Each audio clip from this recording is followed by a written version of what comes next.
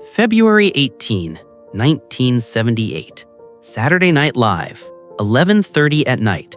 The show is about to go live, and in John Belushi's dressing room, two of comedy's biggest stars are throwing punches. Bill Murray, Chevy Chase. Fists flying, Belushi trying desperately to pull them apart. And in minutes, Chase will walk on stage and deliver his opening monologue to millions of viewers who have no idea what just happened backstage. This wasn't acting. This was real hatred. And it's just one chapter in Bill Murray's long history of burning bridges. At 74 years old, Bill Murray is a living legend. Ghostbusters, Groundhog Day, Lost in Translation, Caddyshack, Rushmore.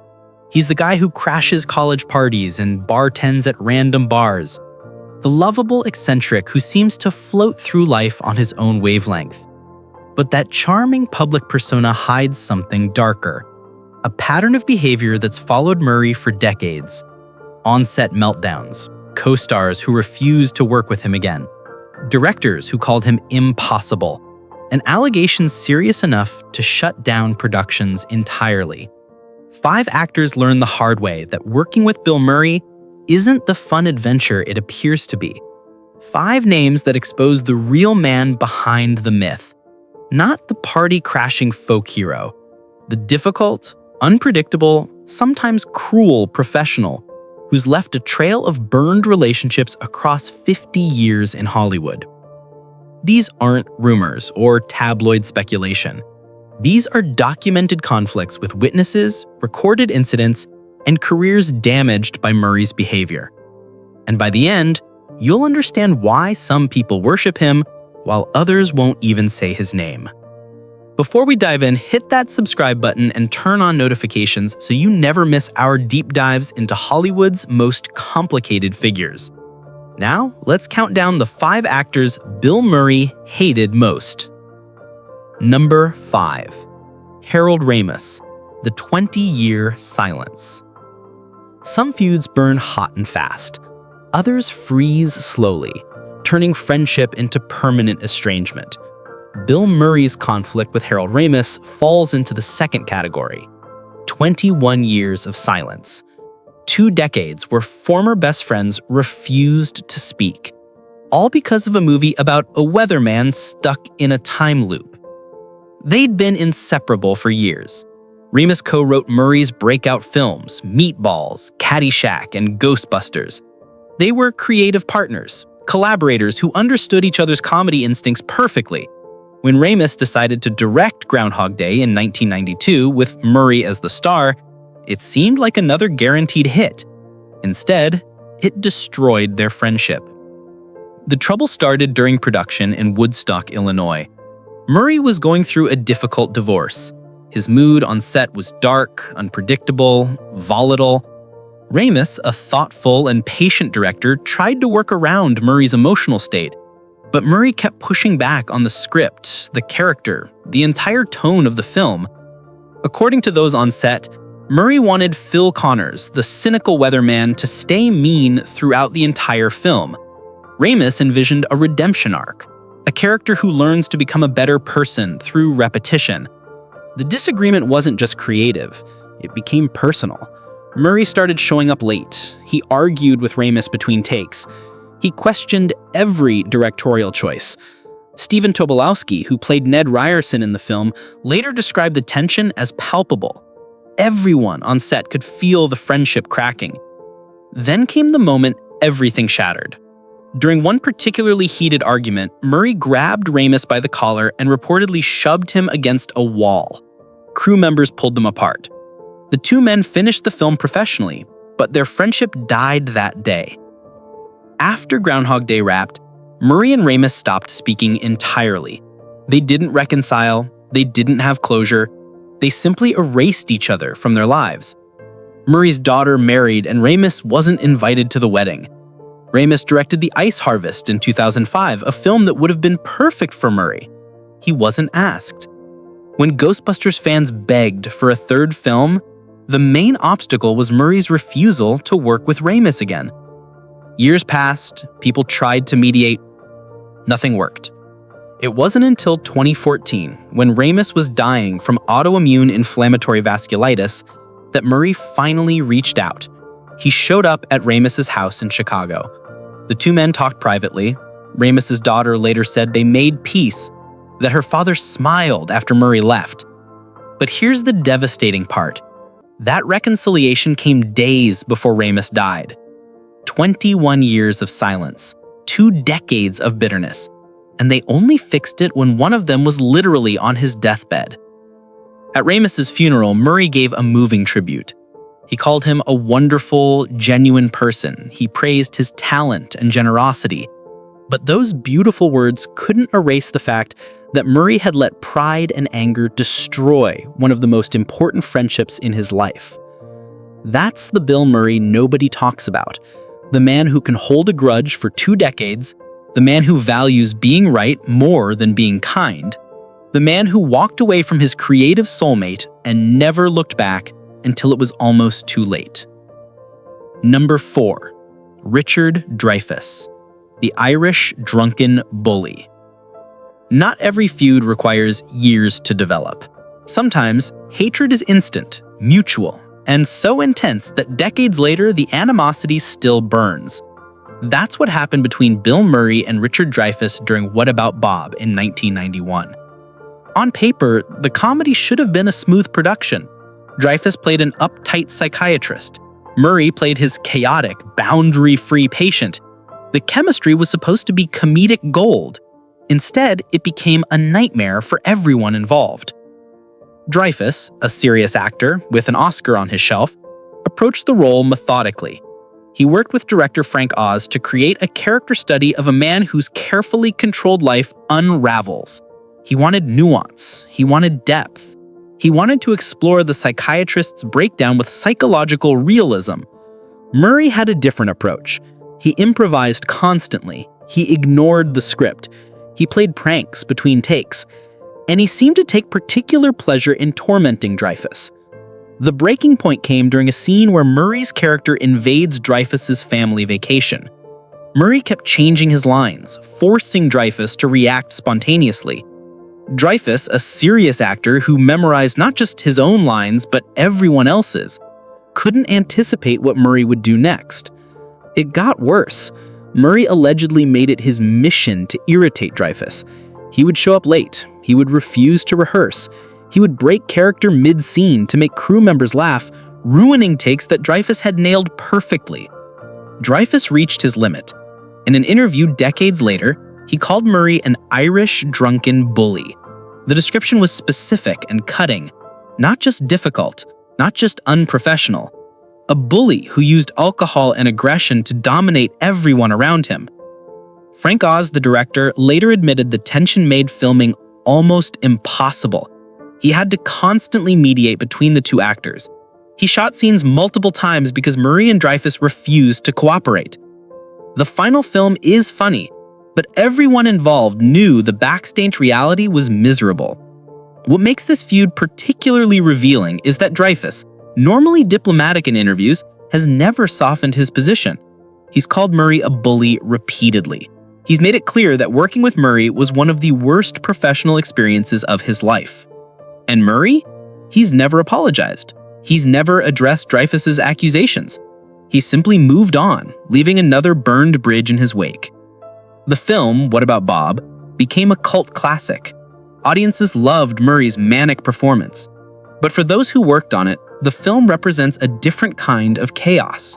The chaos of working with someone who makes everyone around them miserable in pursuit of his own vision. Number 3, Lucy Liu, inexcusable and unacceptable. In 1999, Lucy Liu was cast in Charlie's Angels alongside Drew Barrymore and Cameron Diaz. She was the least famous of the three, the least experienced in big-budget action films, the one who, by Hollywood's brutal hierarchy, had the least power on set. Bill Murray played Bosley, the Angels' handler. He was the established star, the name that sold tickets, the veteran who'd been making blockbusters since before Liu was born. And during a rehearsal for a rewritten scene, Murray looked directly at her and started hurling insults. The incident happened after the cast had spent a weekend reworking a particular scene. Murray had been unable to attend because of a family gathering. When he arrived for rehearsal and discovered the changes had been made without him, he erupted. According to Liu, who finally told her side of the story on the Los Angeles Times Asian Enough podcast in 2021, Murray began directing his anger specifically at her. At first, she couldn't believe it. She was the newest cast member, the one with the least creative input. Why was he attacking her? Liu described turning around, literally looking over her shoulder, thinking surely Murray must be talking to someone behind her. But when she asked, "Are you talking to me?" it became clear he was. And what followed was a one-on-one verbal assault. The language, Liu said, was inexcusable and unacceptable. She didn't specify exactly what Murray said, but she made it clear it crossed every professional line. This wasn't creative disagreement. This was personal attack. And here's where Lucy Liu did something most actors wouldn't dare. She stood up for herself, right there in front of the crew, in front of the director, in front of Barrymore and Diaz. She told Murray she would not accept that kind of behavior. She drew a line and refused to let him cross it. Drew Barrymore later confirmed the incident on her talk show. She praised Liu for speaking up, noting that comedians can sometimes be dark and Murray had showed up in a bad mood. But Barrymore emphasized that Liu's response was the important part. She literally said, "I do not accept that kind of behavior from you," and the cast supported her. The aftermath tells you everything you need to know. Murray didn't return for Charlie's Angels Full Throttle in 2003. The official reason was scheduling conflicts, but everyone in Hollywood understood. Lucy Liu had refused to tolerate his behavior, and rather than apologize or adjust, Murray simply walked away from the franchise. For 22 years, this story lived as Hollywood gossip. People whispered about it. Some accused Liu of being difficult. The media coverage in 2000 painted her as the problem, the woman who couldn't handle working with a comedy legend. But in 2021, Liu set the record straight. She wasn't difficult. She was defending herself against someone who thought his status gave him permission to be cruel. And the fact that it took 2 decades for her to be believed says everything about how Hollywood protects powerful men at the expense of everyone else. Murray and Liu have since reconciled. They ran into each other at an SNL reunion, and Murray was, according to Liu, perfectly nice. But that doesn't erase what happened. It doesn't undo the insults. It doesn't change the fact that Murray's first instinct when something went wrong was to attack the person with the least power in the room. Number 2, Geena Davis, the massage device and the shame. Some Murray stories are about on-set tension. Others are about verbal abuse. But what allegedly happened to Geena Davis in 1990 during Quick Change falls into a different, darker category entirely. Davis revealed the incident in her 2022 memoir, Dying of Politeness. She was careful with her language, measured in her accusations, but the details she provided painted a disturbing picture of Murray's behavior when cameras weren't rolling. They were both staying at a hotel during production. Murray allegedly showed up at Davis's hotel room, uninvited, with a massage device called the Thumper. He insisted on using it on her, despite her clear discomfort. Davis described feeling trapped, unable to simply throw him out because of the power dynamic between them. When that incident ended, Murray's behavior on set became punishing. Davis wrote that he berated her in front of the crew during filming. He made her feel small, incompetent, ashamed. The man who'd pushed boundaries in her hotel room now used his professional authority to humiliate her publicly. Davis never explicitly called it harassment in her book. She described it more gently as inappropriate and uncomfortable. But readers understood the subtext. This was someone using his power to make a co-star feel unsafe, both privately and professionally. Murray has never addressed Davis's allegations. No apology, no explanation, no acknowledgement that anything happened at all. The silence speaks volumes, because Davis isn't the only woman who's accused Murray of inappropriate behavior. In 2022, production on Being Mortal was suspended after a complaint from a female crew member about Murray's conduct. The film never resumed production.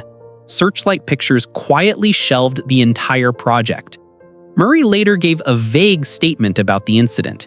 He admitted he did something he thought was funny that wasn't taken that way. He said there was a difference of opinion.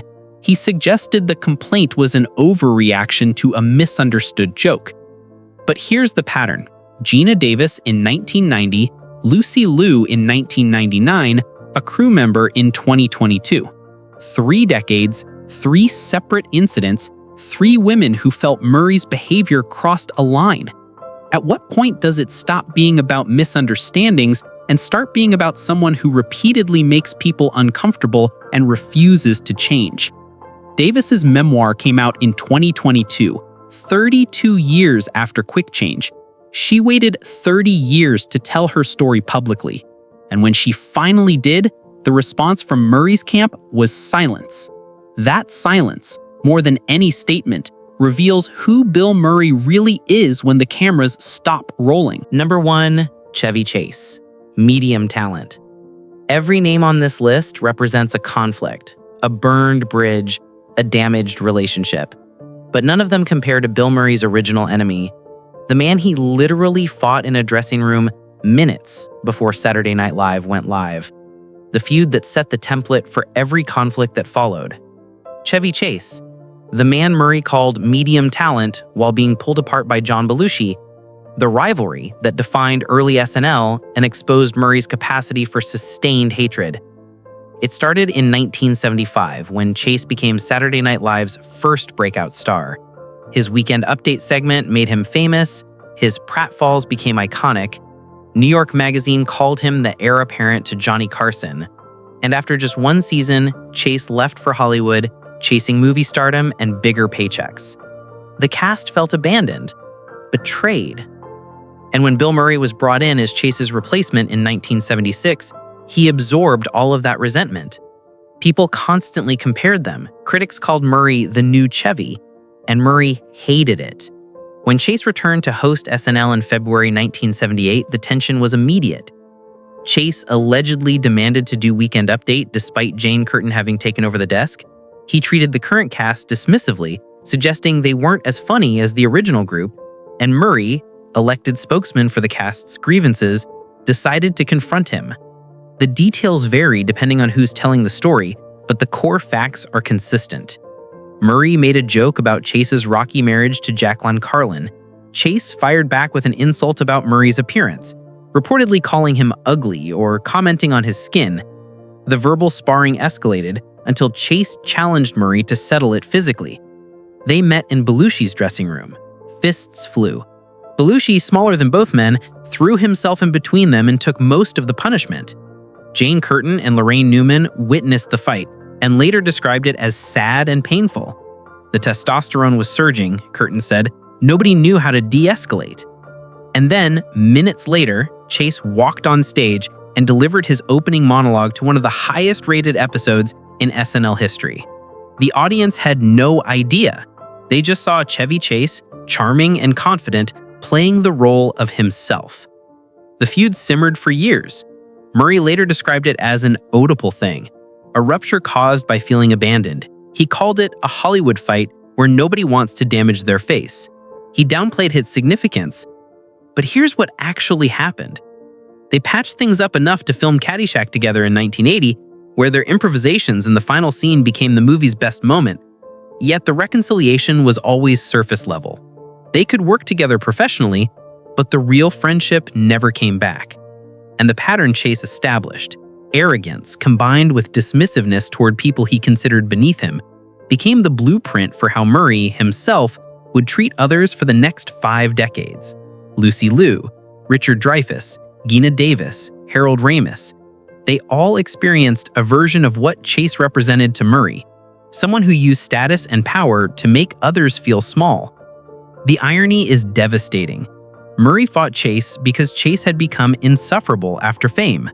Then Murray became famous and repeated the exact same behavior. At 74, Bill Murray has never fully reckoned with this pattern. He's given vague apologies when forced to, he's made peace with some enemies when they were dying, but he's never truly changed. Because being Bill Murray means never having to say you're sorry. It means knowing that your talent and your myth will protect you no matter who you hurt. So there you have it, 5 conflicts that define Bill Murray's career and expose the complicated, often cruel man behind the lovable persona.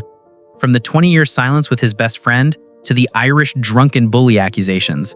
From the inexcusable behavior toward Lucy Liu to the hotel room incident with Geena Davis, and finally to the original feud with Chevy Chase that started it all. Which story shocked you the most? Was it the lost friendship with Harold Ramis? The disturbing allegations from Geena Davis? The fact that production shut down on Being Mortal because of Murray's behavior? Or the decades-long pattern of conflicts that everyone in Hollywood knows about but few talk about publicly? Drop your thoughts in the comments below. And if you want more deep dives into Hollywood's most complicated figures, the legends whose behavior doesn't match their reputations, don't forget to like this video, subscribe to the channel, and hit that notification bell. Because the truth behind the charm is always more complicated than the myth. Thanks for watching. See you in the next one.